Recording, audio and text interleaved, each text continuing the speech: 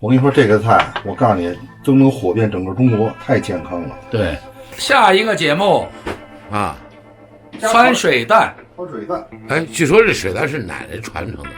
对，我奶奶传承给我再教给我那个徒弟。徒弟的味道做的还真不对，就这么简单东西。后来我告诉他细节在哪，你看没有？大爷，火咱这点上啊，把韭菜切的跟是吧馅儿似的，就是切馅儿一样。你看啊，在家里这道菜吧，既好吃又营养，还谁都能做。但是呢，就有一个窍门，一会儿我在制作当中，我给你们讲了，要不讲，这个菜永远也不知道，还真不好吃。看看啊，半斤韭菜，半斤，这么多韭菜，看看啊，6个鸡蛋啊。其实现在鸡蛋没有那时候过去奶奶那时候做的好吃，那鸡蛋没有那鸡蛋好。对，水量一定要充足啊。那在这个说健康啊，你看不加淀粉，你看就是韭菜这啊，不加淀粉不加盐。有人说它干嘛了？你看啊，是不是？有人说，哎，你看到没有？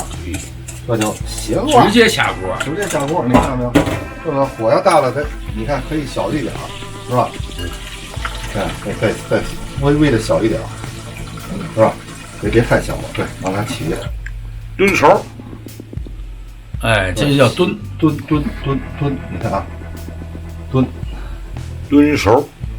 哎，这也是一种很奇妙的技巧。对，你看啊，慢推啊，慢炖，你看说这太简单，但是它确实需要，是吧？一定的火功，需要技法，是吧？你看啊，2位大师帮着我忙活这点事儿，你看。对，我主要是掌握一个火力。这太简单吗？你说它不简单，真不简单。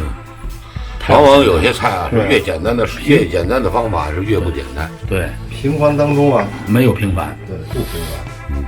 简单当中又不简单。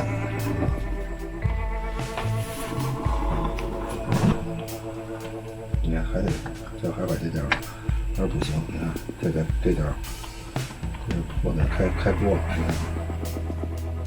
是开锅了，是不开锅了？再开一点，但是别完全开大了。它把这沫子，这收鸡蛋，这是鸡蛋，再给它煮熟了。这会儿水汆儿，哎，似开非开，你看没有？一会儿就，是吧？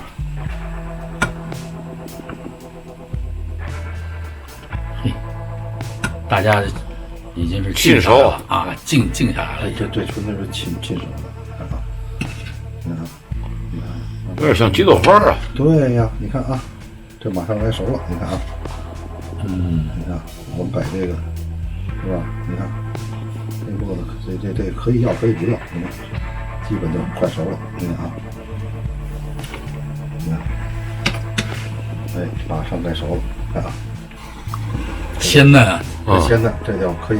这韭菜本身也提鲜啊。对，好了，你看啊，好，你看啊，这水太多了，你看这个得了，你看没有？这个关火，你看啊，嘿，你看这豆花儿，关键来了啊！关键来了啊！看着啊，你看到没有？这个东湖酱油是吧？您觉得咸味够不够？这点什么酱油都行，够了，够不够？够了，这咸味够不够？够。哎呦，漂亮！你看啊，这个鲜，你看看这个温度多少度？到不了80度吧？到不了。你看啊，就是说这种情况下，为什么说健康菜这味精一点毒素没有？